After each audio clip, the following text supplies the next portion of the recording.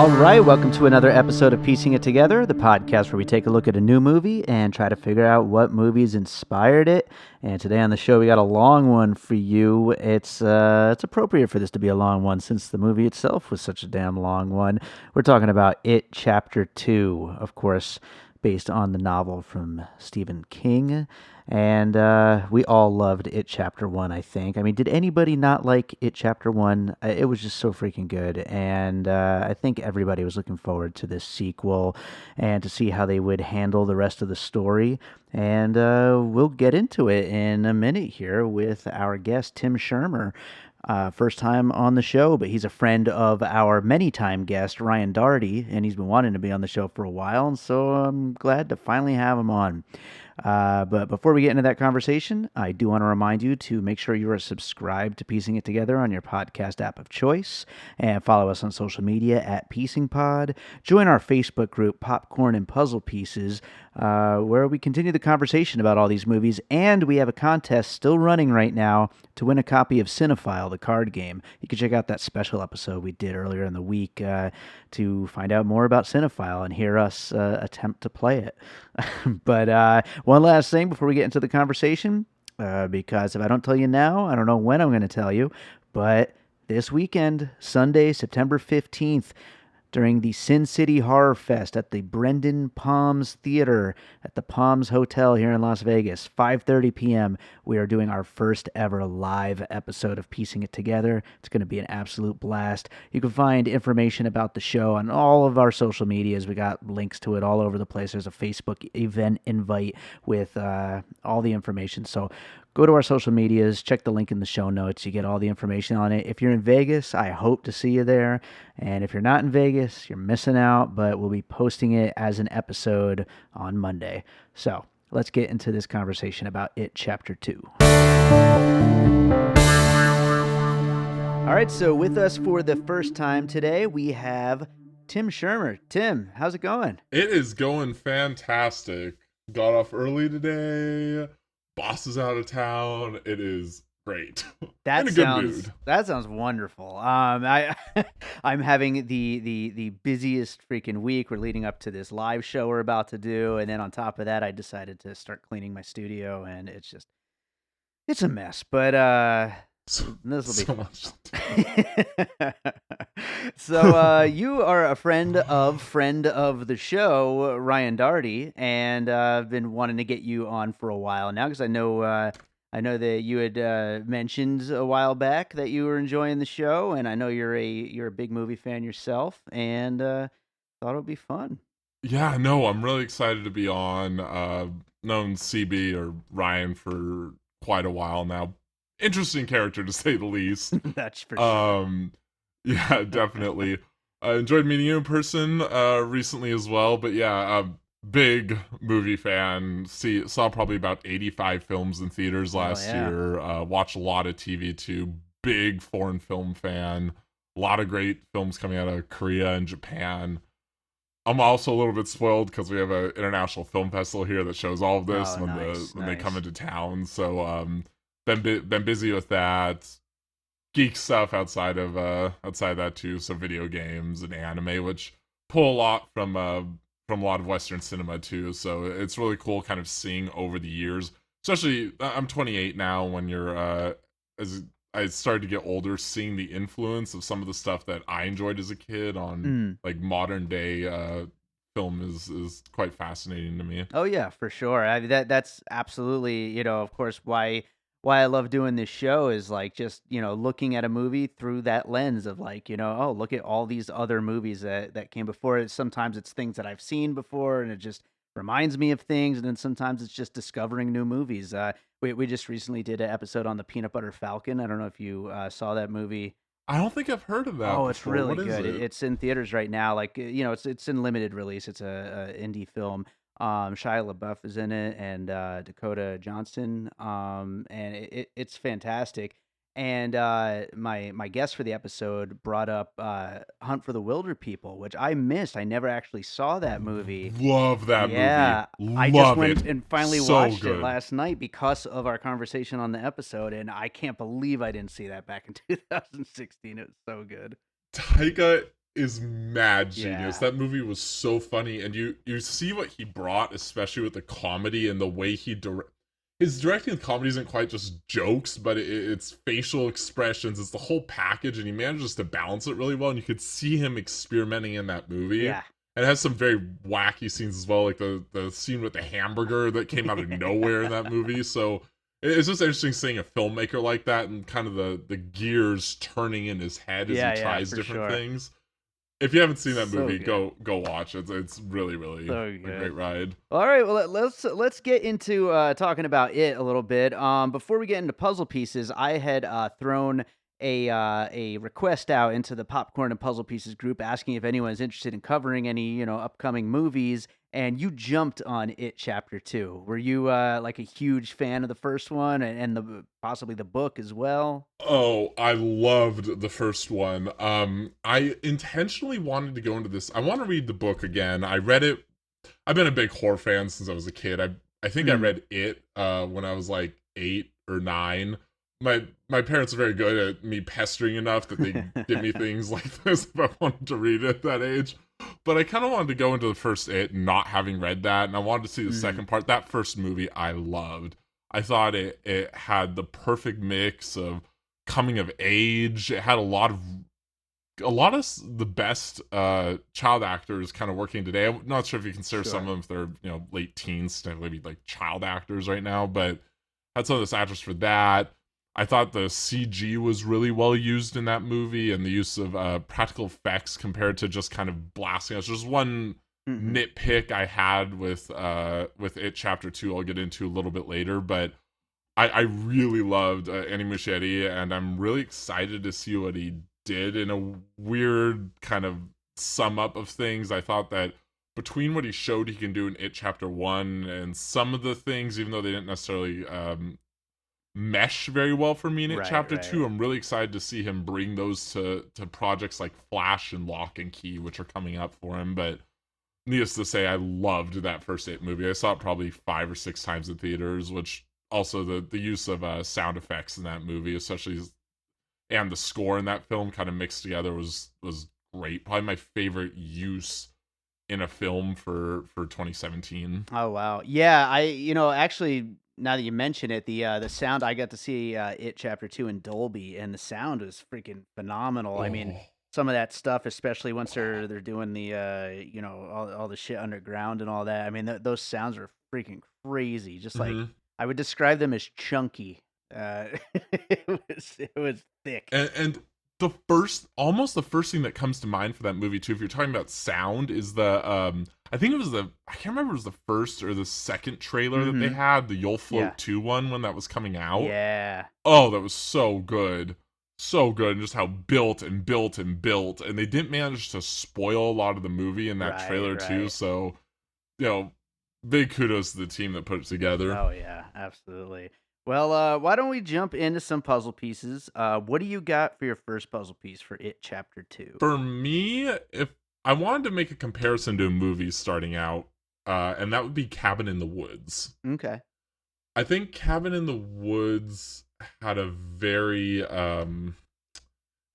good mix of horror and comedy. At least at first, some of the horror aspects of this film, especially with people going into the movie not knowing what to expect exactly. Sure. The trailers were obviously intentionally misleading for the film. I think that I'm bringing up Cabin in the Woods because It Chapter 2's felt like two different films to me.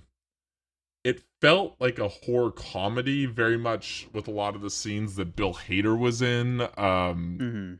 And James, I'm gonna butcher his last name, but I think it's James Is it Ransone? Eddie's character. Uh, Right, right. Yeah, I think Ransone, I think. Ransone, yeah, they felt like they were in a comedy where it was kind of making fun of the idea of like a scary clown. I wouldn't say they broke the fourth wall as much as they cracked a lot of jokes that poked fun at the genre. Sure. And on the other hand, you felt like you had Jessica Chastain still dealing with a lot of the Beverly's character, still dealing with a lot of the abuse from her childhood, or her obvious abuse of the husband that she had, kind of going into this. And that was a big one for me, was that I felt like her character and then Bill's character still dealing with the loss of his brother. They were in two different films. They're very much in a traditional horror movie, dealing with the monster that haunted them when they were younger and the kind of damage that left with them, and the then kind of again Eddie and Richie's characters, which are kind of poking fun at the genre. And the reason I bring both of those points up is that Cabin in the Woods did a really good job, to me at least, of mixing elements of the horror genre and kind of understanding, okay, well, this is your traditional horror trope going into this, but when they swapped to the I'm not sure if have you seen Cabin in the Woods much? Yes, I imagine I have. yes, but Yeah. When it swaps back to a lot of people who are running this ritual, and they're watching what's going on, and they're kind of cracking jokes, and they're really filling in for what I would say is like Richie's role in It Chapter 2. They're disconnected from what some of the characters initially, within at least the first half of the movie, are going through in Cabin in the Woods. And so Sure. for me, they managed to establish a disconnect of having horror elements and comedy mixed into this, especially since, this old characters die and other things. To this, for me, this felt like they'd have moments of terror and moments they could build on, and they just crack it with humor. And so I liked the movie overall, but I think for at least my first observation that I felt like they could have done a better job of mixing the two genres. Yeah, I agree with that statement completely, and with the puzzle piece itself. And I do feel like there's some part of me even thinks that, even though of course it's two chapters, it's supposed to be two chapters, like this really could have gotten the old Hollywood split into an extra one to milk it, kind of thing. They really could have done that and gotten away with it, and it Absolutely. might have been better if they had. But that being said, I mean, I absolutely did enjoy the movie also, just like you did. Mm-hmm. And I've got, as we're going through our puzzle pieces, I'll have a couple other gripes along the way. But I mean, generally speaking, though, I really did like it. But yeah, they're definitely trying to do a lot of different things with this movie, and they're trying to successfully get all of these ideas. Every character has so much to unpack, and to really get all of that into one movie, even a 2 hour and 50 minute movie, it's still a Mm-hmm. pretty challenging thing for anybody to kind of undertake, you know? Yeah, and reasonably, we've seen this happen with other films too. They've kind of broken. They've been, I wouldn't say forced, but they've had to do it in a single film. I think it would have been, for me, I think the weakest portion of the film was probably the first third of the movie or so, Mhm. when Mike was trying to gather all of them, and it didn't quite land for me, because you rush through stuff with a lot of the supernatural elements to it. Then you rush through again, some of the characters dealing with like their present situations before leaving. And the only reason I bring that up is kind of tailing off of your point. The reason I think I walked out liking this movie, even though it felt tonally very awkward, was that Mhm. they executed the humor really well, and they executed the horror elements really well. They just didn't mesh very well. If it was like the humor was really bad or cringeworthy, I think I would have had a different opinion walking out of this movie. But they were both well done. They just Sure. didn't quite mesh as well as I would have liked. Yeah, no, I completely agree with that. And one more point to that, before I move to my first puzzle piece. You said about how like it felt like they rushed through the beginning, and I totally agree with that. To the point where I really wish I could watch this movie for the first time, having just watched it chapter one, because I mean, it really took me into the second third to really start remembering everybody's personalities and all that kind of stuff, and remembering which kid each adult Mhm. character was. And the way that they just rushed through each one, it really And felt like, man, I wish I had just watched this in a double feature. yeah, and I think one last point on that I found kind of redundant a little bit. They could have probably cut out maybe 10, 15 minutes off this movie. Was Mhm. I thought that some of the flashback sequences, especially the new stuff we hadn't seen, was mostly well utilized for some of the characters. But they had flashbacks to scenes, which is always kind of a pet peeve of mine in Yeah. movies. They had, especially for sequels, they had flashbacks to scenes that had already happened in the first It film. I think they probably could have cut because it sometimes took me a little bit out of the movie. Like I was expecting something new, Sure. and it Yeah. just Yeah. didn't quite. No, absolutely. I could totally see where you're coming from with that. Well, hey, I'm gonna go into my first puzzle piece, and this one, honestly, if we were talking about It Chapter One, I'd have been saying this as well. And that is really I could go with all of Sam Raimi's films, but I'm gonna just go right into Evil Dead 2, I had specifically. that on my list too. Yeah, I'm sure we're gonna have some overlap. It's bound to happen, especially with a movie like this.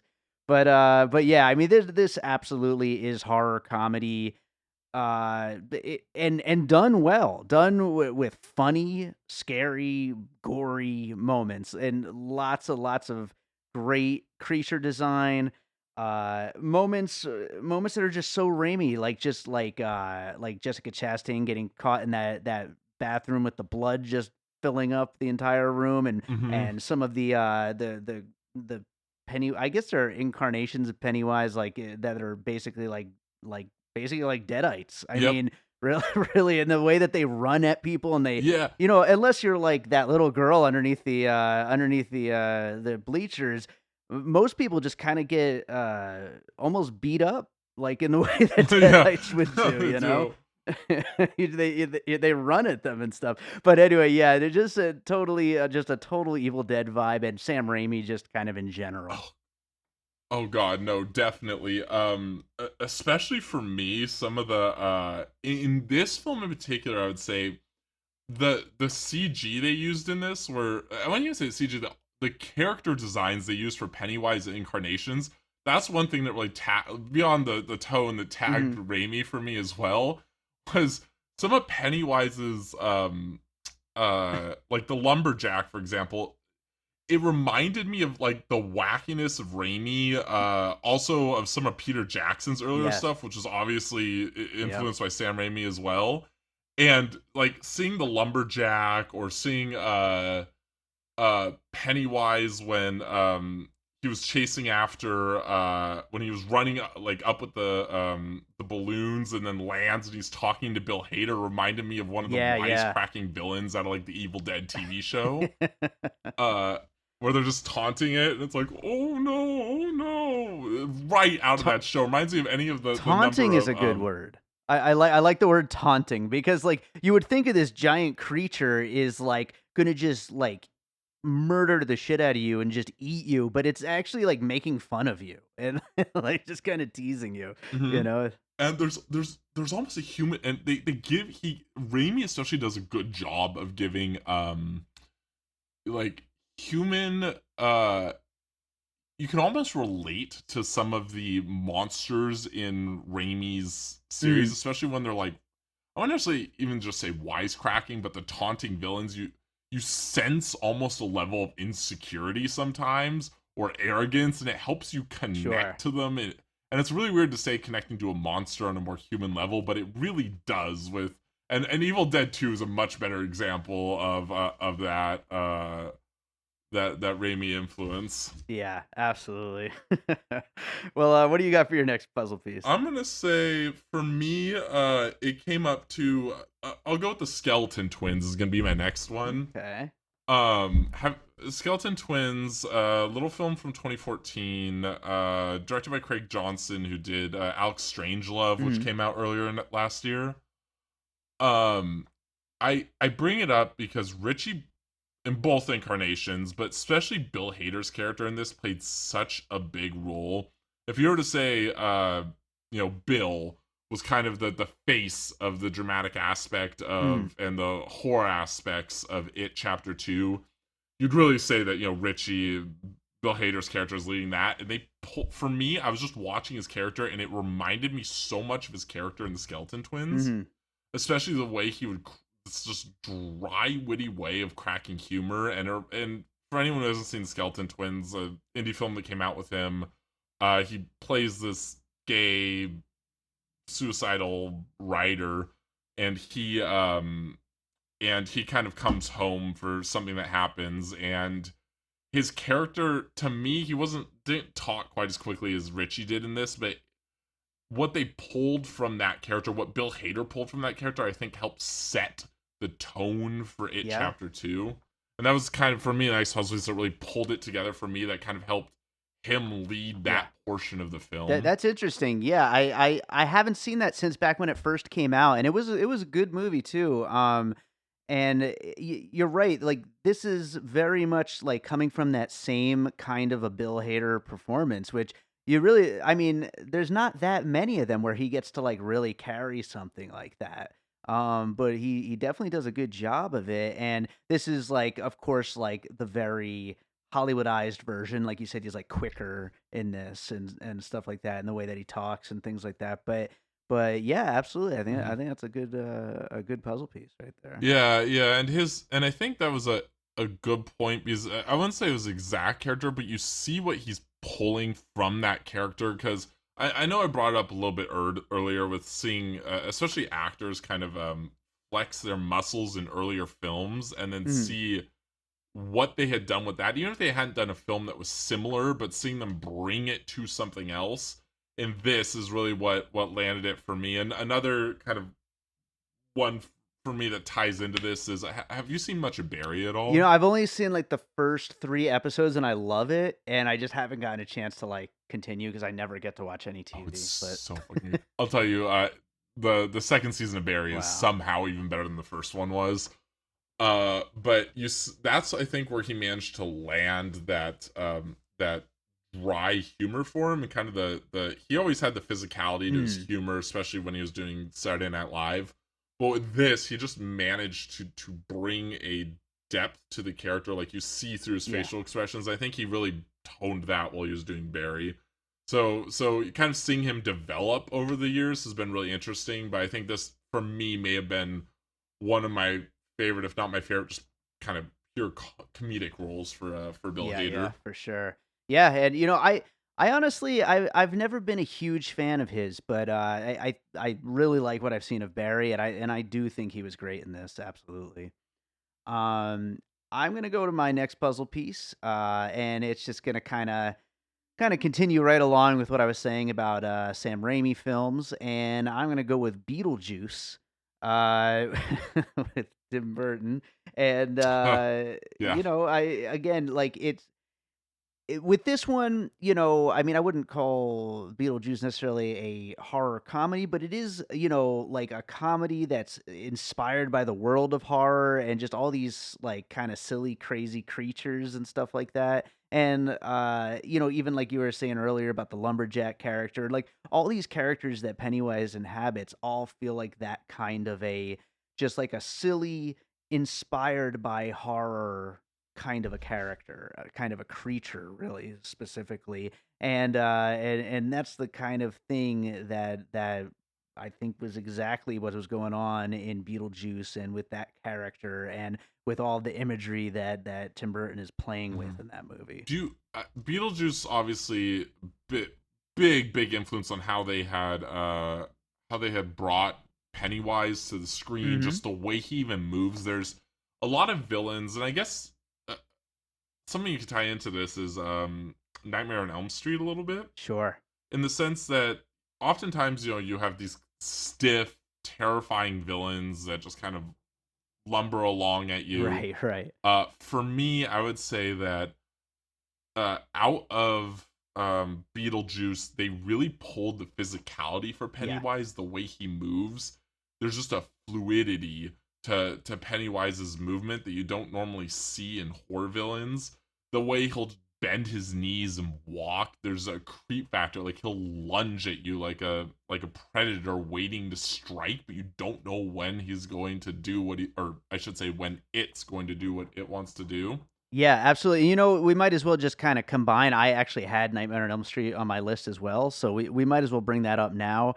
And I think all 3 of these, Pennywise, Freddy, and Beetlejuice, you know, they're all these horror characters that are just having so much fun with themselves while while they're being horrific and doing all these gory, crazy things, you But know? yeah, no, I completely agree with you on that fact. And I think for you, can I ask a question? Sure. Do you prefer when you're talking about horror villains, do you prefer something like Freddy Krueger and It, where you never know what they're going to do?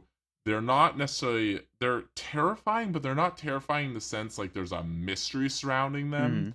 You kind of know the horrible things this monster is capable Mhm. of. Or do you prefer more of what I'd say is a traditional horror villain, kind of ominous? You don't know what they're capable of. Something like Jason, for example, where they're just there to murder, and it's more about them figuring out a way to escape or stay alive against this danger. Whereas this, you were watching our characters be like essentially emotionally tortured throughout the film. Right, What right. is more of your preference on horror villains like It's that? interesting because I'll be honest, I'm not a huge horror fan when it comes down to it, but strangely enough, I am, and it's probably because of my love of the Evil Dead movies and those early Peter Jackson movies. I'm more of a fan of just crazy kills and gore and all that stuff, and I don't like torture porn gore like that stuff. I think it's just boring as hell. Yeah. But like these So no crazy hills have kills. eyes then. Yeah, yeah, not so much. I mean, some of those are all right, like but some of that kind of stuff. But yeah, I like something like a Freddy or whoever that's just gleefully killing people in inventive, crazy ways. You know? I would argue if you're talking about, I wouldn't say gleefully, but really kind of crazy inventive ways. For me, John Carpenter is king when it comes to that. Oh hell yeah!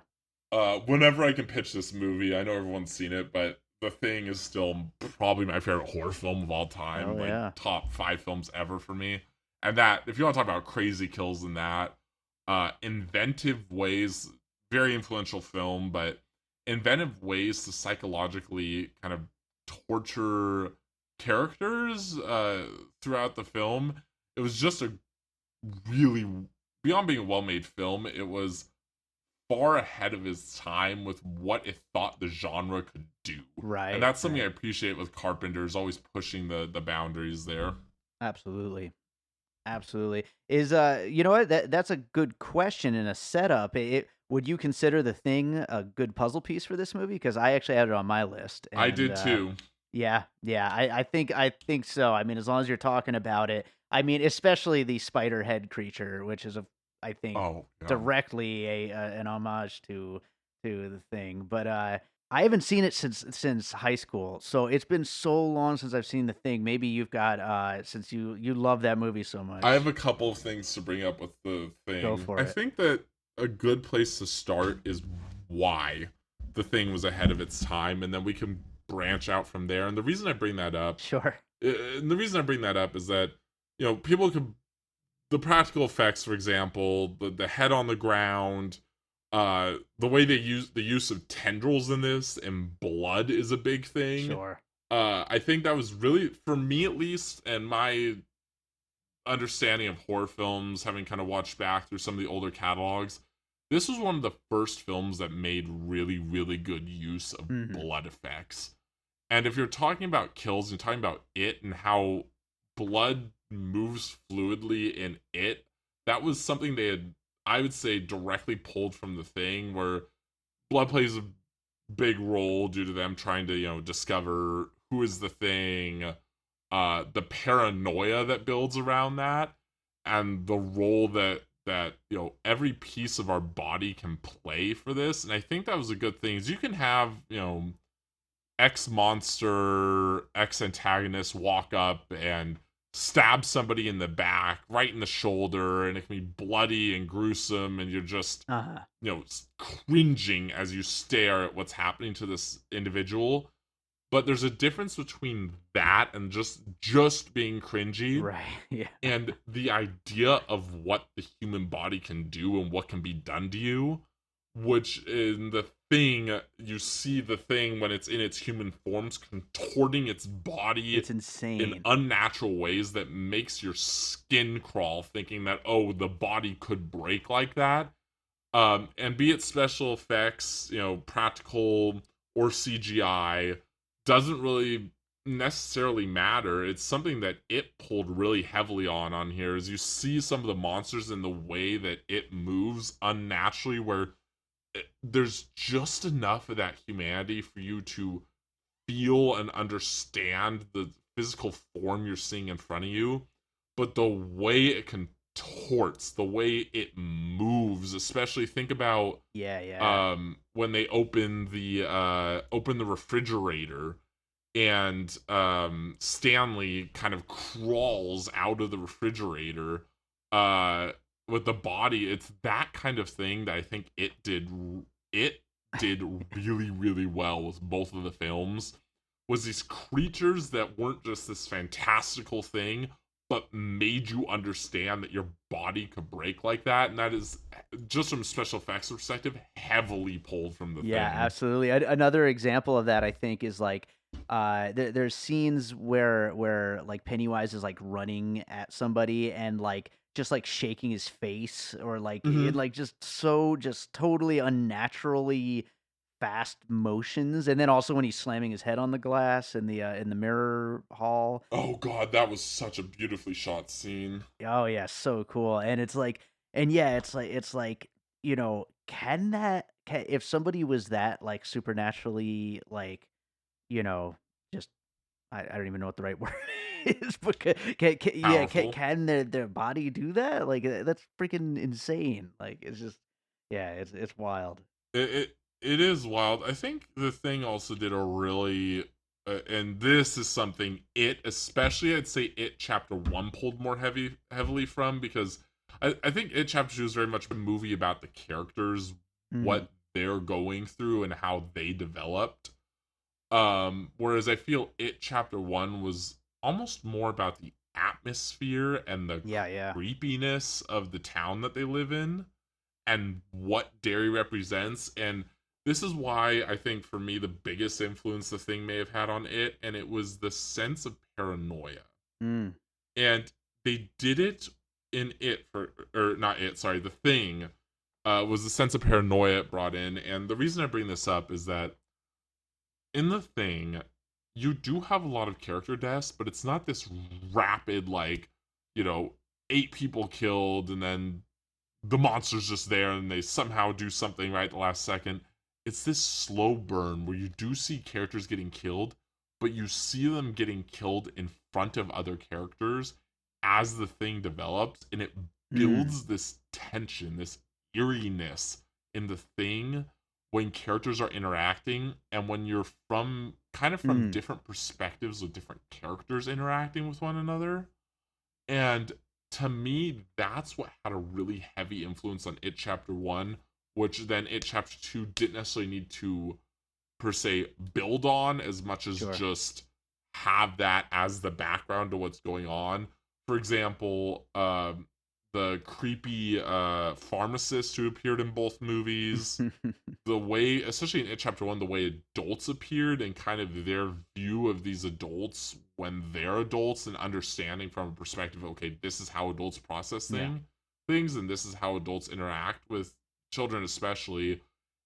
And that very much came from the Thing. And you can say the Thing, influenced a million other movies like that, but I think that was the biggest perspective for me at least, that they had pulled upon. Interesting. Yeah. No, that's great. Another thing about the atmosphere is something that I just found really interesting about just this series in general, not necessarily specifically It Chapter 2, but when in It Chapter 2, when we're first seeing like a fly in to Derry and we're seeing the town, I felt like I had been there before. Like, I remembered it so clearly from the first movie.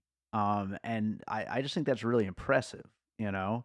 Mm-hmm. And I mean, that just speaks to just how well atmosphere was handled, I think, in the first movie, that I recognized everything about that town. It just seemed so much like something like maybe, and I'd only seen the movie once, it chapter one, and like it seemed like a place that I had like either been to or watched the movie dozens of times because I recognized it so well. Yeah, and I think what worked really effectively with that was when the characters were in some of the locations that had that they had been in the previous films or had been around in the previous Mhm. films.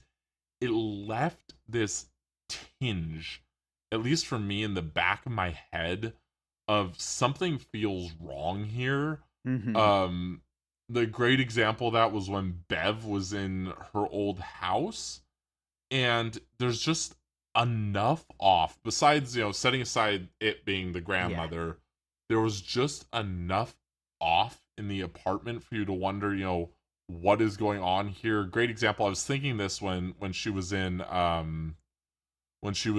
like pulling the board out to try and get the letter that she had hidden away, Mhm.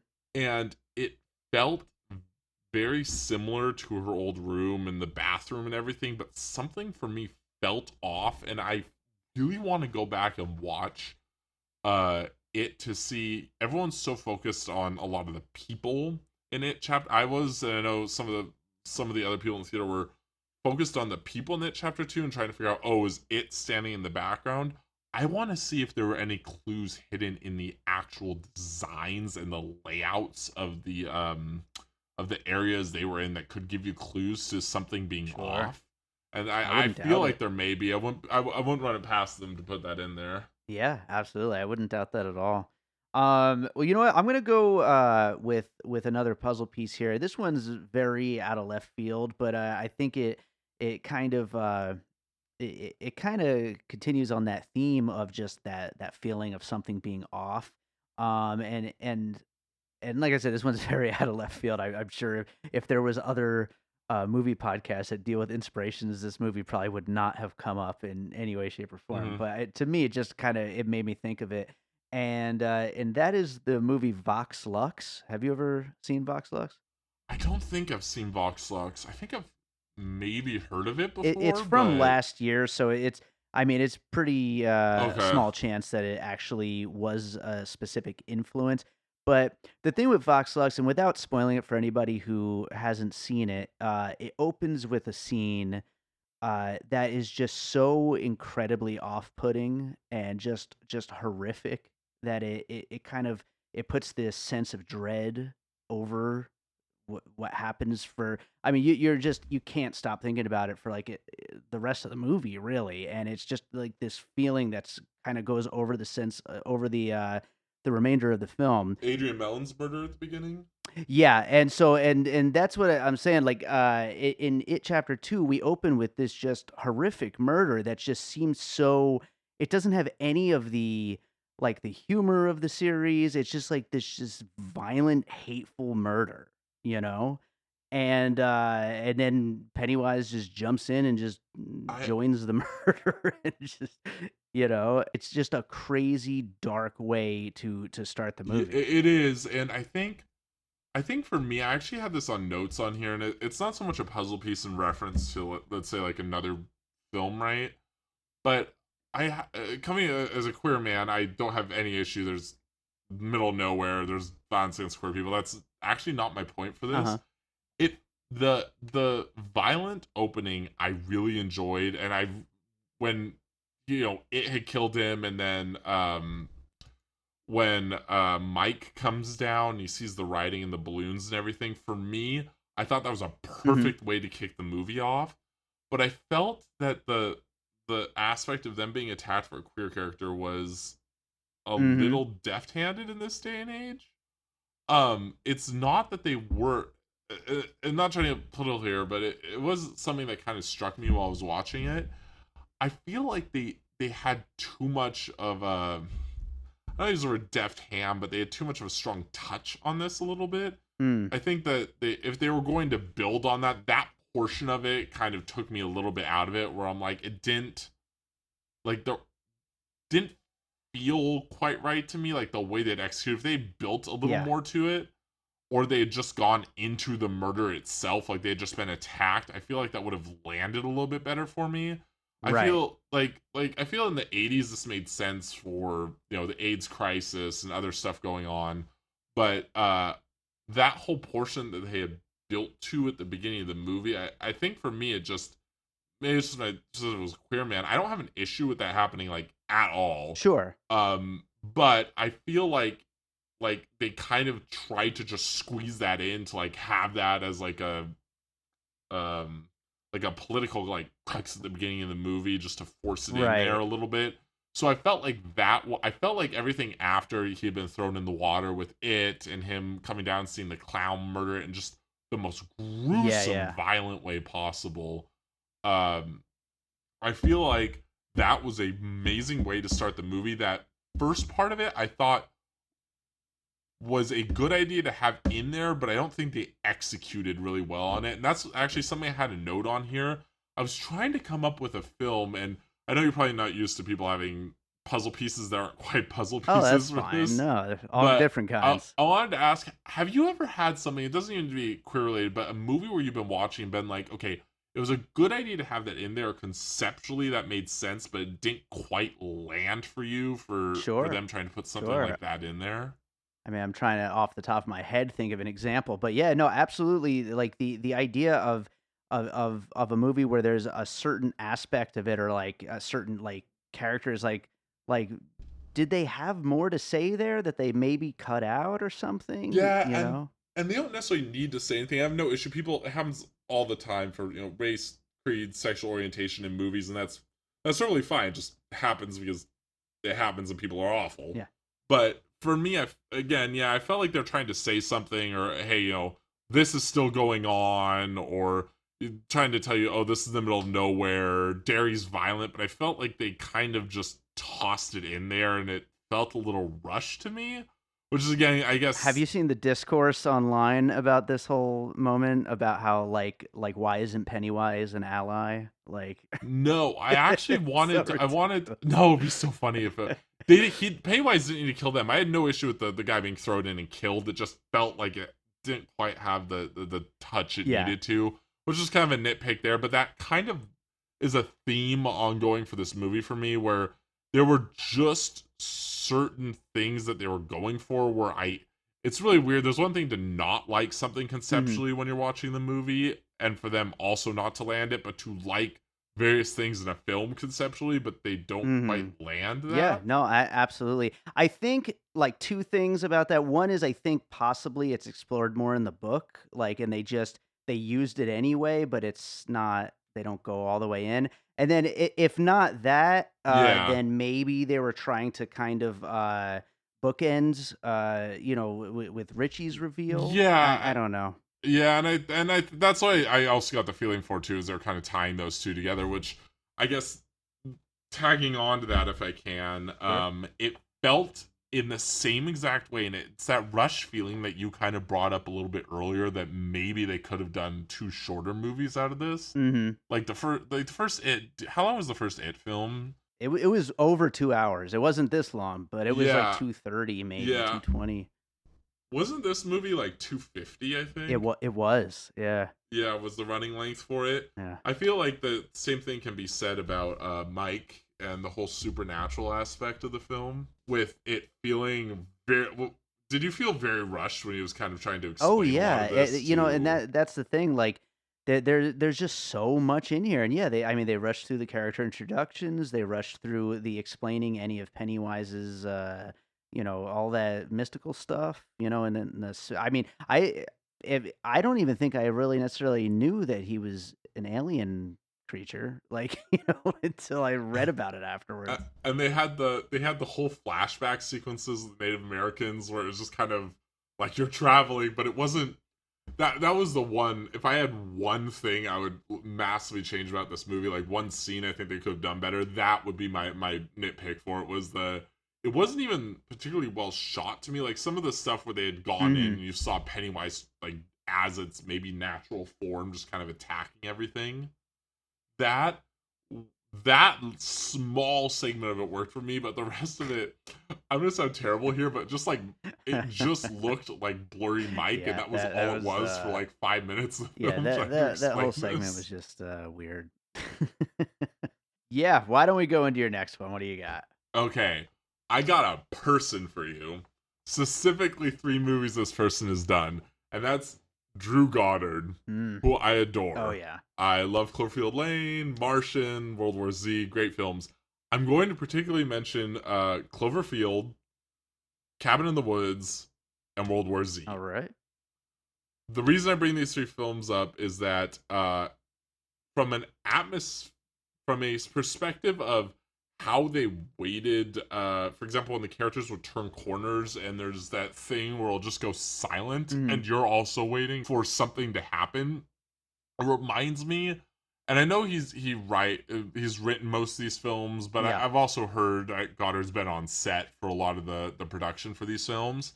But the way that they had shot a lot of his movies, especially stuff like Cloverfield, where they're hiding a lot and you're kind of waiting for a monster to come out, you don't know if something's gonna pop out of a corner.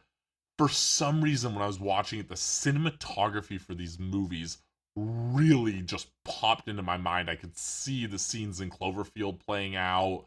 I could see the scenes, especially like World War Z, some of the scenes where stuff just runs at them out of the blue. That was simply one of the big ones for me, was the way they had kind of shot some of those, as I'd like to call them, like horror waiting moments. There's no sound going on. Sure. That was very reminiscent of how some of Goddard's films are shot.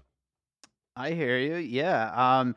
And I love bringing up Cloverfield on any episode that we can do with this show, and I'm sure Ryan Darty will be happy to hear us talk about Cloverfield.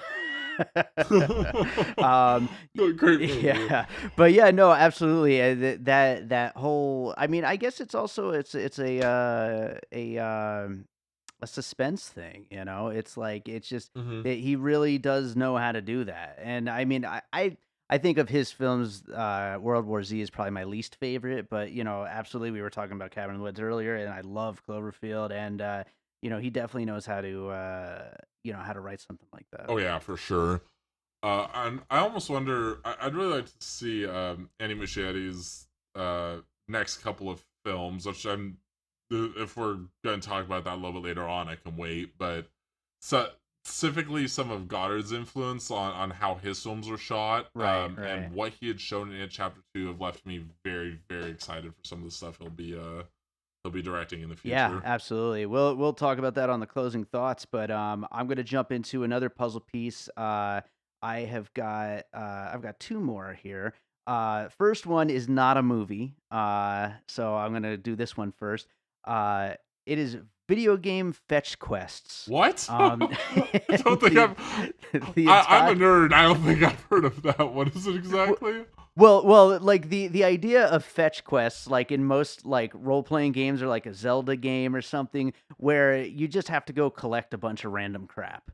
And I feel like the middle section of this movie is just these characters just being sent out to collect random things, which of course they all have their you know, their reasoning and they all have emotional connections to each of the little items that they have to go grab. But I mean, it's essentially just fetch quests. It's them having to go grab these things. This is literally Fetch Quest the movie. It's like, go find your it wasn't just Fetch Quest the movie. This is each character's Fetch Quest the movie. It completely is. It absolutely is. And you know, I mean, I'm not saying it in a bad way. I mean, it certainly it sets the plot in motion and you know, gives these characters reasons to return to these, you know, weird versions of their home, and you know, which sets up some pretty interesting things along the way. But yeah, I mean, it absolutely reminded me of that game mechanic, you know. Oh yeah, for sure. I also found it kind of funny that that I always loved it literally addressed the horror trope of fetch quest mechanics in horror movies. Where they're like, let's split up. No, no, we're not splitting up. Terrible. No, you each need, like, they built, like, there's a mechanic built into this to prevent them from being, don't tell other people to go get the items they need. which That's smart. was That's smart writing. absolutely Right great. there. Yep. So what do you got next Yep. for another puzzle piece? Okay. So if I can bring Nick Cage into Ooh, any movie discussion I ever have, I will bring Nick Cage into a movie I'm discussion. excited already. Okay. So my one of my favorite Nick Cage movies came out last year. It's called Mandy. Uh-huh. Mandy is amazing revenge thriller, but they lean into Nick Cage's craziness Mm-hmm. hard. And they own it, which is something I really liked in this, because when they had, like, for example, in Mandy, there's a scene where he kills some person who's jacked up on drugs, and he literally turns to the camera and does cocaine off of a, like, what was it, a shard of glass or something. Um, Best shot of that movie. I was dying. I laughed for like good. 5 minutes in the theater after that happened. And that was very much what this was with certain aspects, like when Pennywise would do things and Richie pointed out was very much them leaning into just allowing the actors to just point out stuff that's going on. They may have done it more inadvertently in Mandy, but I was sitting there thinking about Mandy while I was watching this movie, because Mandy leans in and just points out the absurdity of everything going on. They're more direct in this, but this is probably the most prevalent example in my mind of a film doing this recently. Sure. And so I was just sitting there, I'm like, oh, the craziness of it and them just accepting that this is happening to them was very reminiscent of that. Nick Cage is a gem and absolute perfection. I love him. I love him, and I love Mandy, and yeah, I mean that actually just like the point that you're making there, it totally like ties back even to what we were talking about earlier with like Freddy and you know, and all those like just very over the top, like just having fun monsters. You know, I mean they're just having so much fun. Having fun monsters. Even having the heroes poke fun at it and just have fun with like the horrible nightmarish things that are happening to them. Which in a way, Mandy too has a nightmarish atmosphere and a character that at certain points pokes fun at the nightmare that he's in. And I think that's, again, reminiscent of what some of the characters are going through. Yeah, and the movie itself knows, you know, like it knows how ridiculously insane all this is, you know, and it's just having fun with it. Oh yeah, for sure. I've got one last puzzle piece here, and that is the series American Horror Story. And the reason I wanted to bring this up is, you know, there's a thing in this movie, and I wouldn't call it a bad thing. I wouldn't call it necessarily a good thing either. But there's this thing in this movie, and we were actually kind of touching on it a little bit earlier. But there's this feeling of like anything that's happening at any given time, it could be real, it could not be real. The characters that are the main part of the story, I mean, an example, the little girl getting killed underneath the bleachers. The other characters are completely not a part of this whatsoever. Is this happening, or is it just something, just a cool death scene to show the audience? You know, there's just like lots of moments in the movie where, and that's an example within the world of the film, but then within just what you're seeing, for example, in the Hall of Mirrors, when Pennywise, you know, kills the little kid that Richie was trying to save, is that happening, or is he just fucking with Richie? Did he actually kill the kid? So there's so much that you really have no clue whether or not it's happening for the audience or for the characters or for anybody for that matter. And I feel like that's something that when you're watching American Horror Story, there's kind of no telling from scene to scene, from episode to episode. You know, I'm not going to say from season to season because that's not fair, because obviously it being an anthology, but certainly from scene to scene though, anything could possibly be happening either for the story, for the characters, or just simply for the audience watching it. I think that's a really great example of AHS. I would say there's kind of 3 seasons you could really pull on this. From the perspective of anything can happen, especially some of the more violent stuff that can happen in ways that you're not expecting, kind of your more traditional like horror portion of this, I would really tap on AHS Hotel, which I think was like season 5.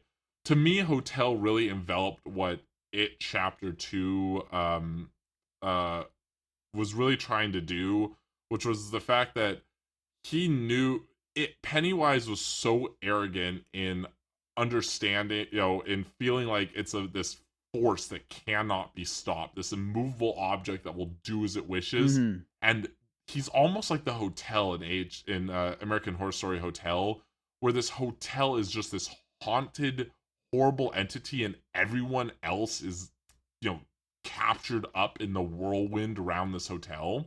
Sure. Obviously, and I would not be surprised if the first season, especially of American Horror Story, really influenced something like this, or something like It Follows is another great example, where you've got this atmosphere of, again, tying into what we talked about earlier, what is real, like what are the characters' motivations, and even if characters have, and this is a good point that it really taps on, is there are people that just have evil inside of them, and you just have to give them a little bit of a nudge to push them forward on what they're doing. And I think that both It movies really, really, really did that well, and I think AHS also did that the first season, when there were characters there who weren't necessarily malevolent evil forces, but could do evil when they were pushed enough. Yeah. And then for me, I think some of the wacky visuals, for some reason, that third story, the one about the magic users, the witches and stuff, really kind of reminded me of It a little bit, when I was thinking about just the wackiness of what It Chapter 2 especially did with some of the visuals, and some of the characters being way over the top. I guess if you're going to say those could be some really good influences for It Chapter 2. Sure. Absolutely. Well, do you have any other puzzle pieces? I had one, a very brief one, because we kind of tapped on this already. It was actually at the beginning of my list, and I totally blanked on it, which is Scream. To me, if there's a horror film next to Nightmare on Elm Street that really exemplifies what It Chapter 2 is and what influenced it, I would say that would be Scream, because you've got the wacky villain, especially It Chapter 2, where It Chapter 1, the villain just haunted them and was out to kill them, is what I got more of a feeling for. Whereas It Chapter 2 was about taunting them and really digging into the pain they have and making them hurt. Totally. And I think Scream really, I know some of them get a little bit corny, but Scream really felt like that to me, where taunting the character, a little bit of this weird humor aspect to it, thinking you had defeated a character, then realizing that you hadn't. And so I'd say Scream was probably a pretty big influence on this movie. No, absolutely. I think that this movie should have had a dedicated to Wes Craven at the end, between Nightmare on Elm Street and Scream. I mean, seriously, huge influences. Oh, absolutely. And I'm sure we could say that probably about almost every horror movie that's come out in the last 20 years is, Wes Craven or John Carpenter. That's probably fair. Yeah. Well, I'm going to do the finished puzzle here, and then we'll get into any of our closing thoughts on It Chapter 2. So we have Cabin in the Woods. We've got Evil Dead 2 and basically all Sam Raimi movies. The Skeleton Twins, Barry, Beetlejuice, Nightmare on Elm Street series, The Thing, and John Carpenter films as well. Drew Goddard written films like Cloverfield, World War Z, and Cabin in the Woods. Video game fetch quests. Mandy, American Horror Story, mentioned It Follows in there as well, and Scream. So that is our finished puzzle. A ton of great horror movies and a few little side notes there along the way as well. Weird things like Fox Lux and well, I guess Mandy's kind of a horror movie. But, yeah, I'd say Mandy's, especially the first portion of Mandy and then the very end of it. Yeah, for sure. But go see Mandy if you want to see a crazy chainsaw wielding. Yes, absolutely. Just go see Mandy, please do. Yes. So, do you have any closing thoughts about It Chapter 2? I do. Annie Muschietti is probably working on 2 or 3 of my most anticipated projects. I'd probably say two. He's got three that are upcoming, which is Flash, Lock and Key, and Attack on Titan. Flash, I'm not a huge DCU fan, though. Oh my god, Joker's probably my most anticipated film of the year that's still yet to come out. Even though it's not DCU. Setting those aside, do you know much about Attack on Titan or Lock and Key? Is Attack on Titan an anime? Attack on Titan is an anime. Oh, okay. It's about essentially these people who use these almost steampunky devices that shoot out ropes and these giant monsters that eat people, and they're stoned off in this giant city, and the Titans wander around. I feel like Attack on Titan probably could be a huge disaster if they're not careful, but the reason I bring up these two projects specifically is that Attack on Titan, monsters, it's about kids who are kind of going into the military and the horrors that come with Attack on Titan, the monstrous, just evil things that these Titans are and how terrifying they are. I think he'll do a great job of directing, of working with good designers for how these monsters are going to turn out. And directing kids is going to be really important for both these projects. Attack on Titan, understanding the fears that are within you as a child and when you're younger, especially like your teenage years, how they deal with pain and grief. And even though I felt like It Chapter 2 kind of was two different movies, I felt like he did both of those movies very well. Sure. And I say him specifically because I do lay a lot of filmmaking, especially with someone like him, like Andy. I feel like they gave him enough leeway to kind of experiment in this movie.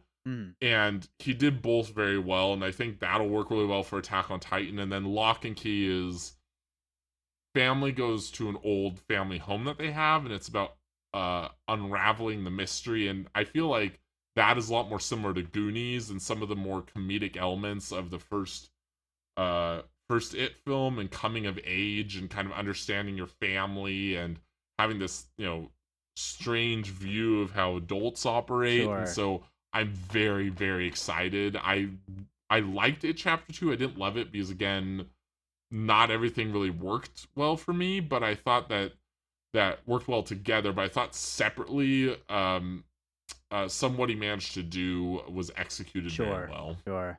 Yeah, no, the way you're describing that, it sounds like he's going to be a great fit for it. And whether or not Flash really does happen, I mean, I guess it remains to be seen. But hopefully, Yeah, I know. I flashed over Flash. That was really bad. But yeah, I don't know. DCU moves for me. I'm like, okay, I'm very glad people are excited for them, and I hope he does do a good job on this. I don't want bad superhero movies, but we'll see how it goes. So apparently, Andy Muschietti and Bill Skarsgard would love to do another It movie with an original script. What do you think? Terrible idea or a good idea? I think that's actually I wouldn't say terrible. I wouldn't like to see them do a It movie. I'd really, really like them to do not necessarily an It TV show, but an It mini series.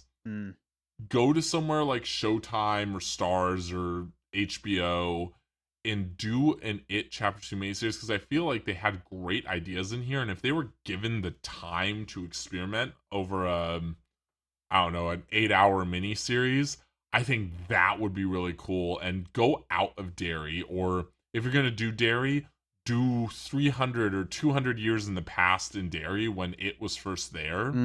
Yeah. Well, obviously you'd have to do it, now that I'm thinking about it, because if Skarsgård wants to come back, you'd probably end up doing have to do in Derry.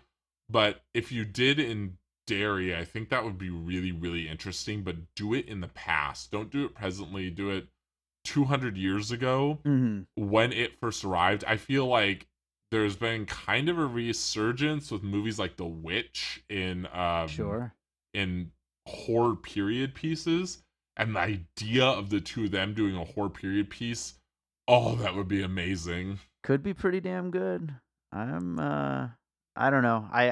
I certainly like Skarsgard in the role. I mean, he's so much fun, and so I mean, I think people would like it if it happened, but I guess we'll see. So I think that about does it. As I always do, I ask my guests to recommend another movie they've watched recently. So Nong Hon Jin, I think I'm pronouncing that correct. I might be butchering it. Directed maybe one of my favorite films of the decade in 2016. It's called The Wailing. Hmm. Uh, Horror film that takes the best of what stuff like John Carpenter's The Thing has to offer. If you like The Thing, this is a spiritual successor to it. It's about a small town where a people are starting to go mad and murder their families. They'll create like weird altars to some entity, and it's about a father and a family trying to figure out what's going on exactly. This is not a film where they've got, cheesy chase scenes or they're cracking a lot of humor. This is really, really dark, really intense. I think almost 3 hours that you'll be sitting through. This film is almost perfectly directed. For a horror film, it's a horror film where you think you know what's going to happen, and I guarantee you don't. It is so delicately made that that even the most little threads that you think you're following are not going to go where you think it's going to go. I cannot recommend this movie enough. The acting, the directing, the producing, the art design, it's just amazing. Sounds great. Sounds horrifying. Oh, it's terrifying. Absolutely terrifying film. Nice, awesome. Well, Tim, this is great. Do you have anything you want to plug? Anything I want to plug? Right now, I think something for a lot of people who may have skipped on Call Me by Your Name. Timothy Chalamet is a gem of an actor. He is amazing. There are 2 films coming out later this year that both look really, really good. Little Women. I'd love to see more kind of classic novels getting adapted to film, especially by female authors. Yeah. That comes out a little bit later this year. We kind of had a bunch of these films come out in like the 90s, but it's been a long time since they've adapted them.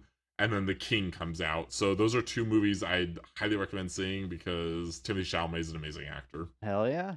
Right on. Well, hey, thanks so much for being here, Tim, and hopefully we'll get you back again sometime. Thank you so much for having me. This has been a blast to talk.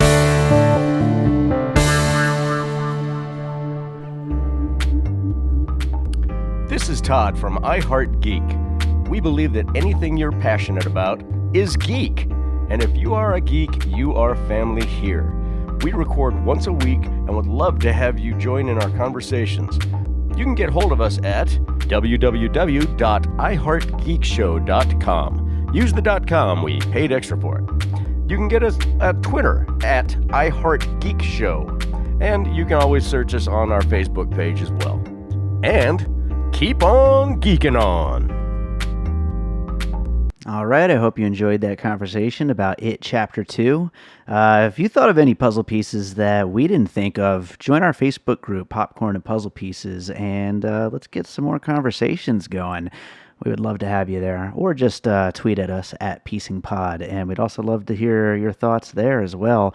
And of course, another way you can let us know what you think is rate and review us on Apple Podcasts, which would be so cool if you did that. We're getting closer and closer to the 50 ratings mark, which, as far as I'm concerned, probably means absolutely nothing, but people say it's important, so you should do it. Another thing I want to mention, aside from the fact that you should check out the show notes again for links to find out about our live show coming up on Sunday, September 15th, in like 2 days from now, if you're listening to this right when it goes up. Aside from that, another thing that's coming up, that's something new and interesting and exciting, is our Patreon is going to get started really soon here. You could already get my albums of music in there if you sign up for the Patreon, but we are going to have bonus episodes of the podcast as well soon. Just like every other big podcast out there, we want to do that for you guys. And I know there's people out there listening who enjoy the show, and so I want to just make a whole lot more show for you guys. But the main episodes are still going to be the whole puzzle piece thing. There's going to be bonus episodes, all different kinds of themes, and just different kinds of movie conversations, just more content for you guys. And so check out patreon.com/piecingpod, where our page is already set up. There's not bonus episodes yet, but definitely there's stuff to get already. And you can check it out and, see what you're going to be going to sign up for eventually when you want to start getting those bonus episodes, when we start putting them up in October.